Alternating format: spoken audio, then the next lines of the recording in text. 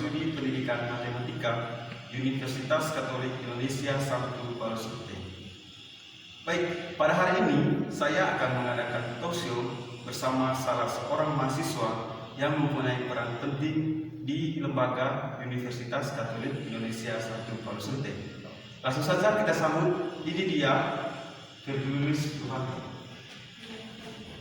Oke, selamat datang Pak. Selamat siang Pak Firdaus. Selamat siang. Baik, silakan duduk. Terima kasih. Baik, sebelum kita lanjut pada pembicaraan yang lain, perlu kita ketahui bahwa mahasiswa ini merupakan ketua BM di Universitas Katolik Indonesia Santo Paulus Sute, di mana BM merupakan salah satu lembaga tertinggi di Universitas Katolik Indonesia Santo Paulus Sute. Sebelum kita lanjut pada pembicaraan yang lain, saya memberikan waktu kepada Firdaus untuk memperkenalkan diri. Baik, terima kasih Pak Firdaus. Langsung saja, perkenalkan, nama lengkap saya Firdaus Ruhanto. Saya biasa disapa atau biasa dipanggil Firdaus. Saya asli dari Kabupaten Manggarai Timur, Kecamatan Lambaleda. Saya mahasiswa program studi pendidikan bahasa dan sastra Indonesia tingkat 3 semester 6 di Universitas Katolik Indonesia Santo Paulus Sute. Mungkin itu saja perkenalan singkat dari saya. Oke, terima kasih. Dari teman-teman semua sudah ketahui namanya tadi, Firdaus. Oke, jadi kemarin itu pas bulan September, organisasi mahasiswa untuk tingkat BM melakukan pemilihan ketua. Nah, di sini kemarin salah satu kandidatnya itu adalah Kakak Firdaus sendiri. Nah, di sini kira-kira apa motivasi dari Firdaus sehingga memilih untuk menjadi salah satu kandidat di BM? Baik, terima kasih. Jadi sebelum adanya pemilihan Badan Eksekutif Mahasiswa tingkat Universitas Katolik Indonesia Santo Paulus Sute yang kemarin itu, saya berpikir bahwa dengan mengikuti pemilihan ataupun menjadi bakal calon dari BEM Santo Paulus Sute itu, jika kelak saya terpilih menjadi Badan Eksekutif Mahasiswa, kemampuan ataupun potensi yang saya miliki dan juga rasa tanggung jawab yang saya miliki akan berkembang. Dengan begitu, itu adalah salah satu motivasi yang saya miliki. Saya mau meningkatkan kemampuan dan potensi yang ada di dalam diri saya. Mungkin seperti itu. Oke, jadi di sini tadi bagaimana kita mengembangkan kita punya kemampuan dalam diri, mungkin dengan bergabung menjadi ketua BMI lebih kembang lagi kita punya kemampuan di bagian kita punya kemampuan kepemimpinan, gitu Pak. Iya.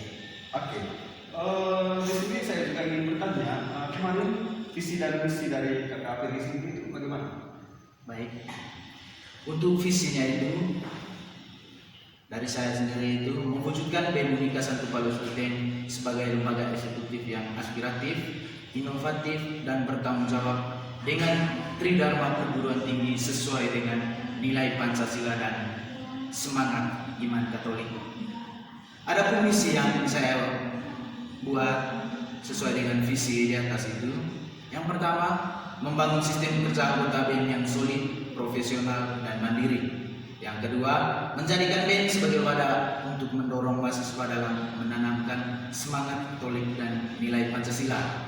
Yang ketiga, mewujudkan BEM yang aspiratif, inovatif dan bertanggung jawab dalam mengembangkan minat dan bakat mahasiswa. Yang keempat, meningkatkan partisipasi mahasiswa dalam setiap kegiatan yang diselenggarakan oleh BEM maupun kampus Unika. Dan yang terakhir, meningkatkan koordinasi dan kerjasama yang baik dengan organisasi di dalam maupun di luar kampus. Itu visi dan misi saya. Oke, luar biasa sekali Kakak Firdaus yang punya visi dan misi.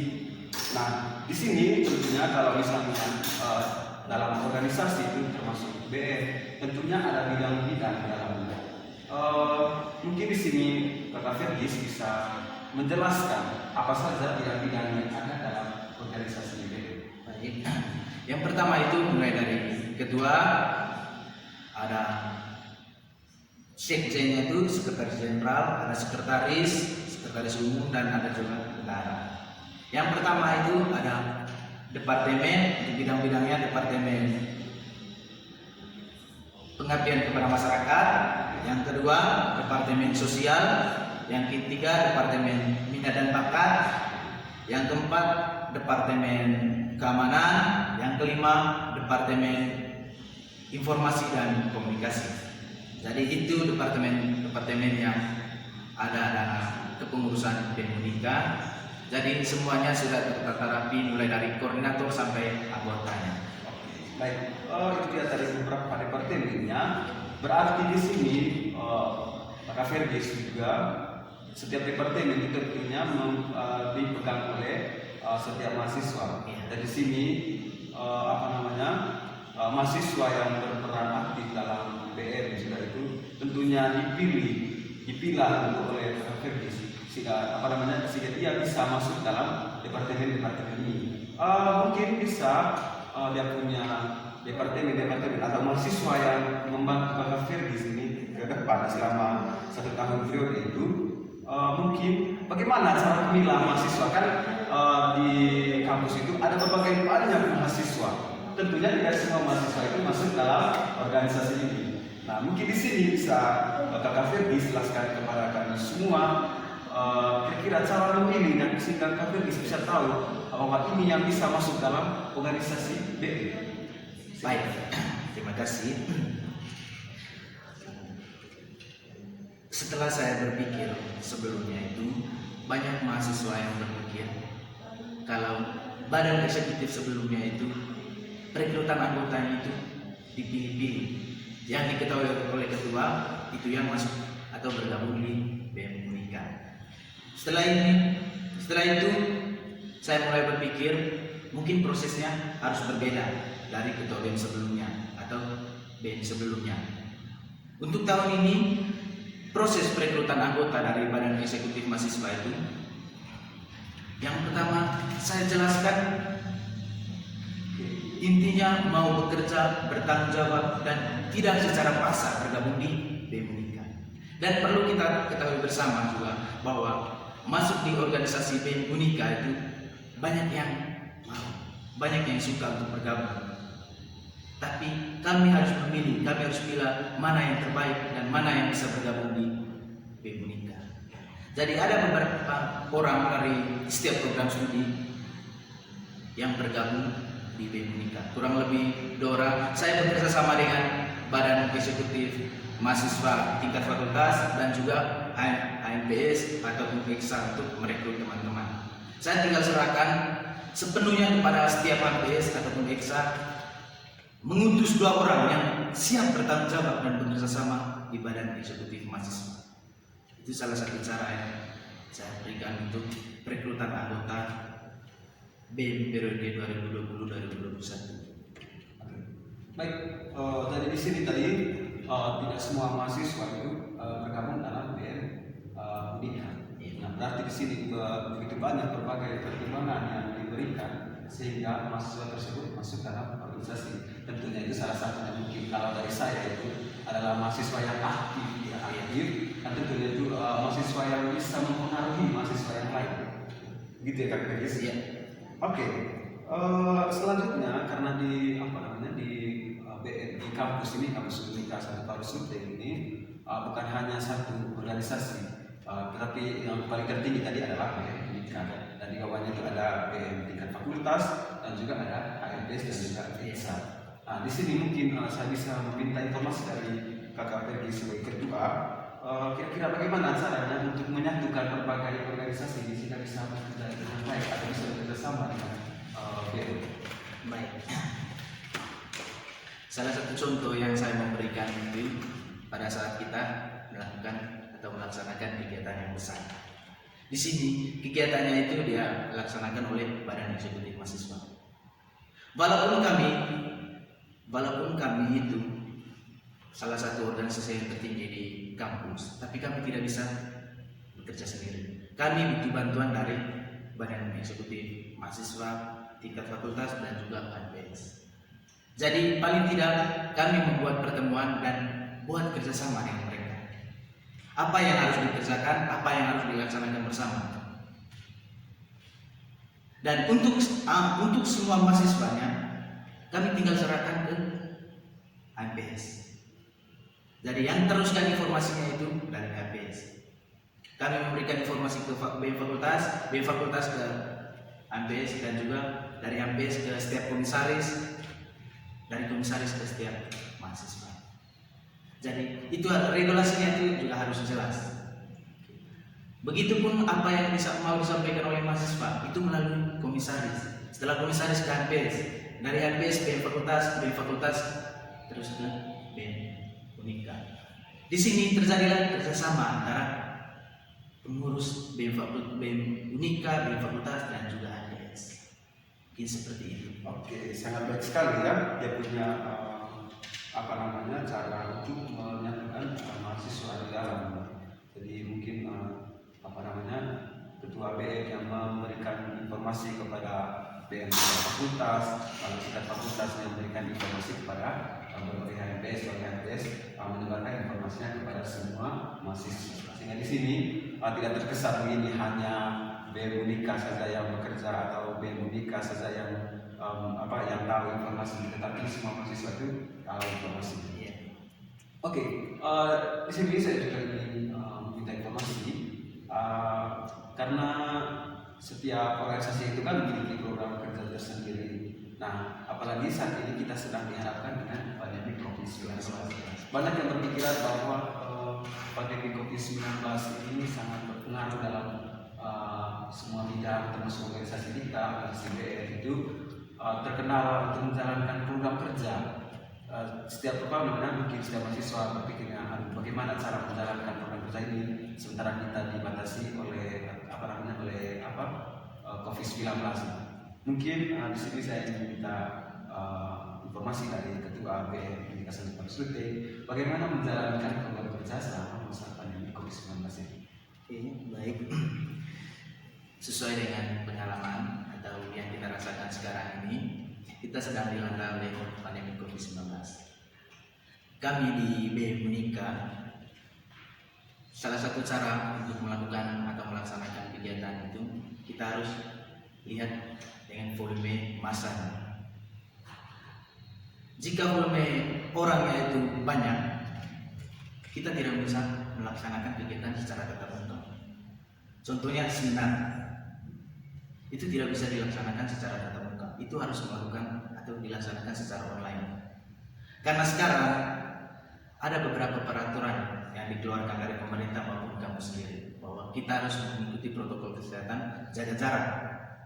Seperti yang kita ketahui bersama juga di kampus ini, mungkin sebagian orang saya patuh terhadap aturan yang ada.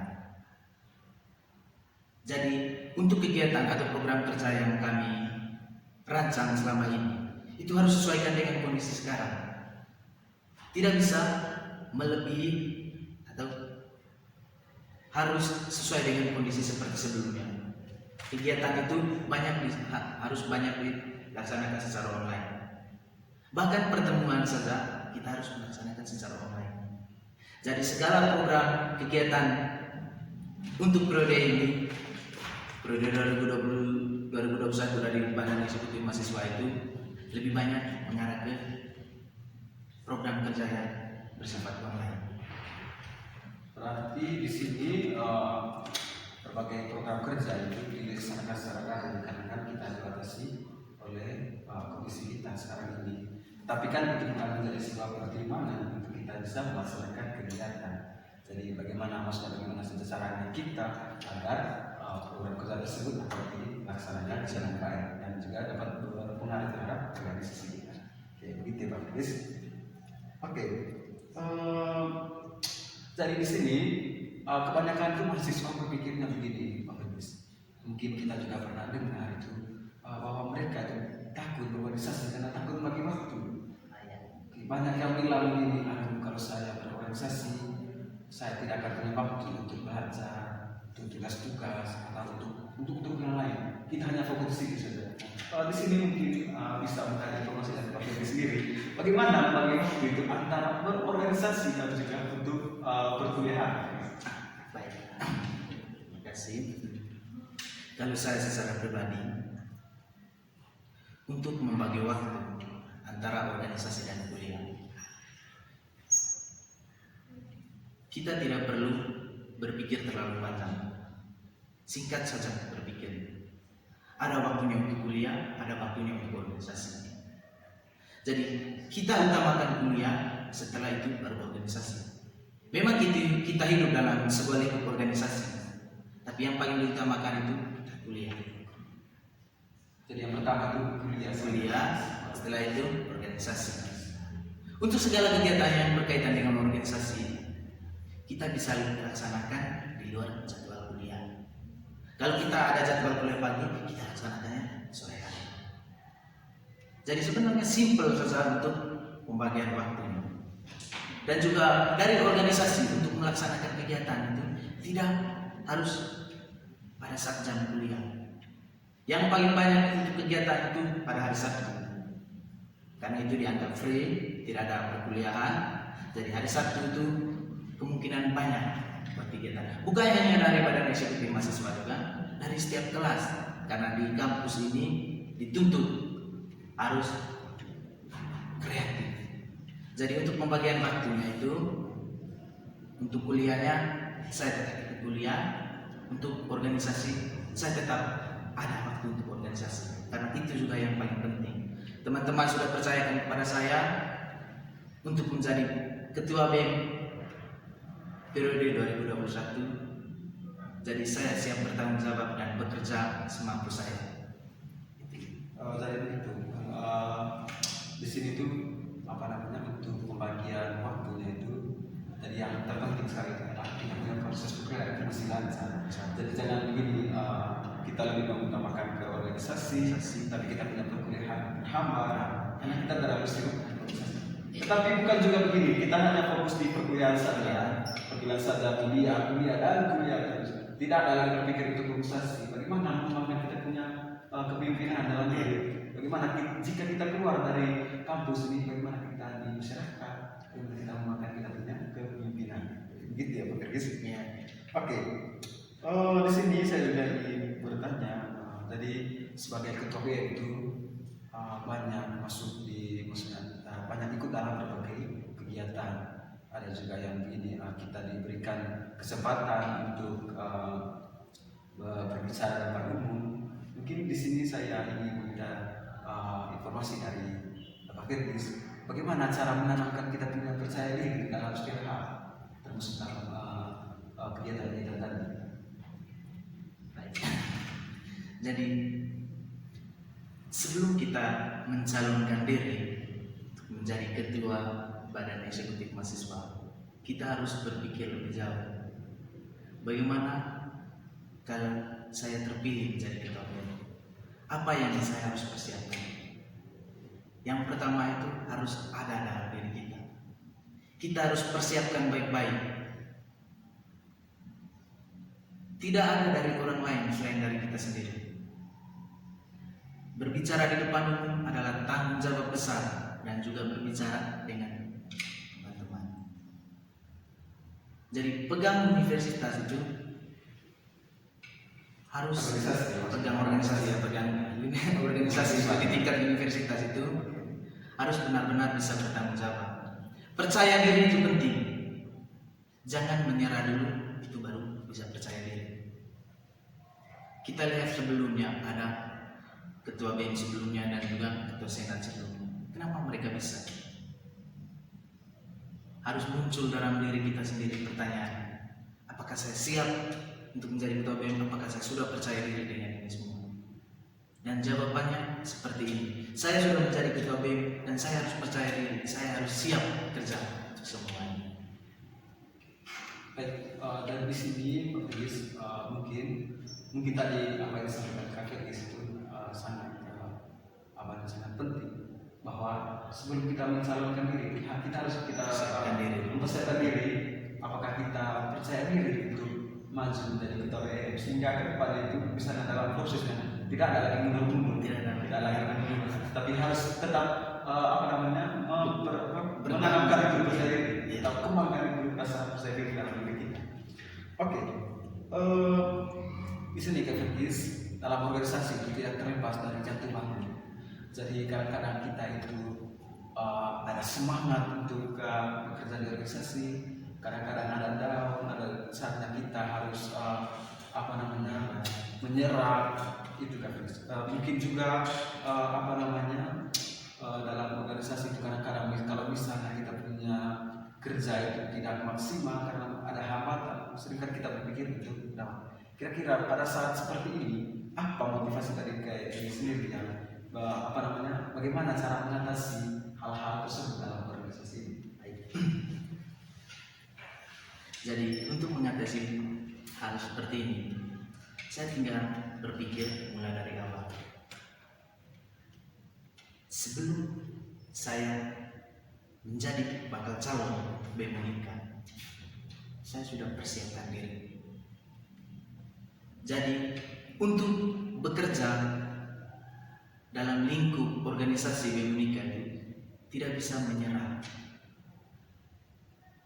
Dalam arti begini, kita sudah diberi kepercayaan oleh teman-teman untuk bertanggung jawab. Jadi pekerjaan apapun itu adalah tugas mulia untuk kita. Kita siap semampu kita untuk bekerja. Jadi tidak ada kata menyerah dalam hal ini. Kalaupun saya secara pribadi tidak bisa melaksanakan kegiatan tersebut, masih ada teman-teman yang lain di pengurusan BEM. Jadi untuk hal seperti itu, saya secara pribadi juga tidak bisa sampaikan bahwa saya menyerah, tidak bisa.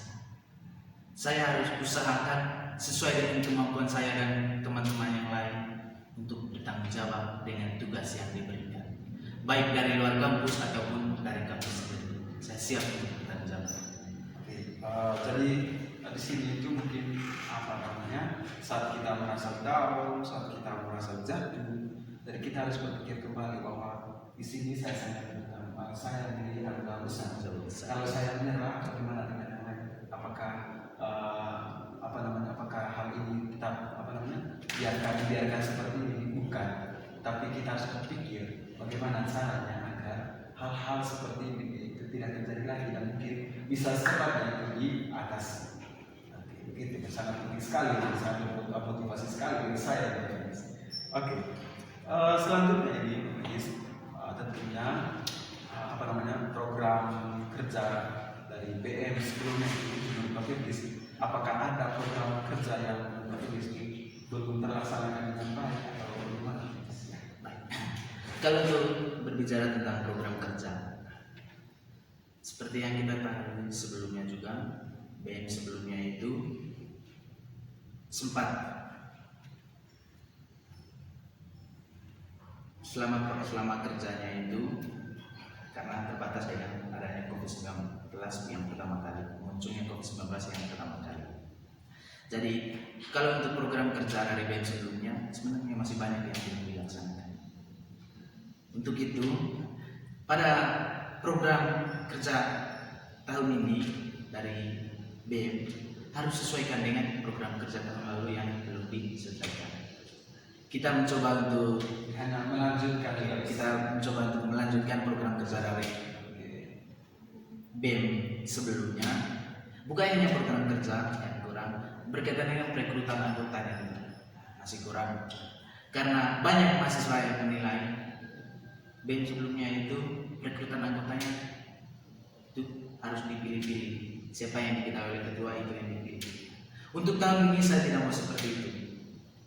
Saya mau untuk anggotanya itu dari berbagai program studi dan itu sudah terlaksanakan. Kalau untuk program kerjanya, jadi setiap orang itu punya kekurangan masing-masing.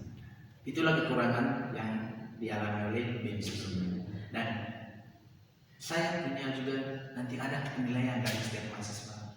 Inilah kekurangan dari saya. Jadi untuk kekurangan yang saya miliki sekarang mungkin bisa diisi oleh ketua BEM berikutnya. Intinya program kerja yang kami buat tahun ini dan sesuaikan dengan program kerja tahun lalu yang belum direalisasikan, kami siap realisasikan. Kami siap bekerja dan bertanggung jawab untuk itu. Jadi untuk kedepannya itu mungkin berbagai program kerja yang belum sempat dilaksanakan tahun lalu bisa dilaksanakan. Semoga saja di pandemi COVID-19 berlalu sehingga semua kegiatan mungkin kita bisa melaksanakan kegiatan yang dapat menunjang kita punya kemampuan. Karena bukan hanya di BEM Badan Eksekutif Mahasiswa tingkat universitas, di BEM Fakultas dan juga MPS itu terhambat sekali kegiatan. Apalagi dari kampus ini dituntut untuk kreatif, setiap mahasiswa harus kreatif. Jadi kita tidak bisa berkerumun, harus menjaga jarak dan harus ikuti protokol kesehatan. Di sini letaknya kendala dari setiap mahasiswa untuk melakukan sesuatu. Jadi pandemi ini sangat berpengaruh, sangat berpengaruh terhadap semua bidang. Jadi mahasiswa ini sangat sulit untuk belajar, sangat sulit untuk melakukan kegiatan organisasi. Ya, semoga saja ke depannya kita bisa menjalankan kegiatan dengan baik lagi, walaupun secara online. Nah, di sini ikan Fegis sebagai penutup mungkin bisa memberikan motivasi kepada kami semua bagaimana caranya untuk tetap menjadi pemimpin organisasi mahasiswa, bagaimana motivasi kami untuk kami semua. Baik, terima kasih. Kalau saya secara pribadi prinsipnya itu menjadi pemimpin itu siap untuk melayani orang lain. Jangan jadikan pemimpin itu dilayani oleh orang lain. Itu saya secara pribadi. Dan untuk teman-teman sekalian, jika kelak menjadi pemimpin, entah komisaris, HMPS, BEM Fakultas dan juga BEM Unika, jangan berbangga diri. Tapi banggalah ketika kita bisa bertanggung jawab dan bekerja untuk semua tugas yang diberikan. Mungkin itu. Terima kasih. Oke, terima kasih pada Pak Fegis. Saya termotivasi dari jam dulu menjadi ketua BEM juga tetapi untuk depannya itu saya sudah tidak bisa karena sudah jelas sudah masuk bisa lebih tua. Jadi untuk memberikan waktu kesempatan kepada teman-teman yang lain untuk bisa termotivasi dengan dari Fegis untuk menjadi ketua organisasi. Oke, dari itu saja yang informasi yang dapat saya gali dari Ketua BEM Yayasan Publis ini, dan kesempatan terakhir saya mengucapkan terima kasih banyak untuk Ketua BEM ini yang sudah meluangkan waktunya untuk kita gali beberapa informasi. Terima kasih. Selamat Selamat dan sukses.